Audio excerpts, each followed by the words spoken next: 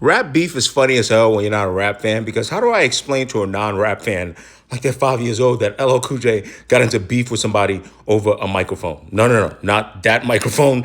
That microphone. Actually, he got into beef with somebody over a tattoo of a microphone. And that's one of the things I intend to explain in my upcoming doc called What's Beef. The trailer is out now. The full thing will be out for subscribers, members on all platforms July 15th. For general public, July 30th. But anyway, I'm going to keep this short because I make it long in the doc. LL Cool J gets into a beef with Canibus over the tattoo on LL Cool J's arm. Canibus, being a young up-and-comer who some of y'all don't know was all the rage at the time, asks LL Cool J about the tattoo with the microphone in his arm and says, tell me the story behind it. LL Cool J tells him. Canibus goes on a record that they're both going to be on some idolizing shit like, yo, can I borrow the mic on your arm? You know what I'm saying? Because, for LL, it signifies a whole bunch of sentimental shit. LL Cool J hears the verse, tells Canibus, hey, buddy, I don't really like that verse. Mic is special to me. You cannot rap that you want to borrow the mic. Canibus says, I bet. I'll change it. No worries.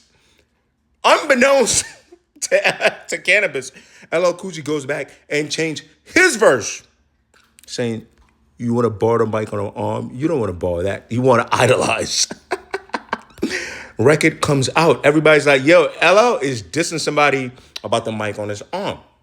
That doesn't sound like it's too general. It sounds like he's talking about somebody specific. The somebody specific would be Canibus, who I'm sure was at home thinking to himself, this mother effer. He told me to change my verse. I did, and he still dissed me. Anyway, Canibus' original verse comes out on 4321, in which he was asking to borrow the mic. It leaked. So everybody put two and two together. But the minute that happens, Canibus came out with his own diss. Now, for what I know, they had a conversation about it. They were supposed to squash it, do a song for Any Given Sunday, which is LL Cool J's movie. But Canibus said nah. And I got to admit, the balls on this kid. Because at this time, LL Cool J was pivoting the film, but he was still LL Cool J.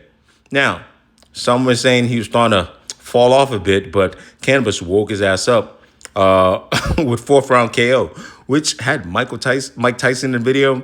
And I think Wyclef produced the beat. But anyway, he did that. LL Cool J wakes up. He drops The Ripper Strikes Back.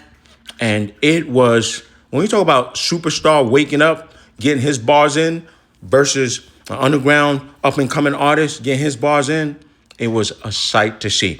But anyway, years later, though, LL Cool J admits that was his fault. And it was. Why you... They want to borrow a mic and you got mad?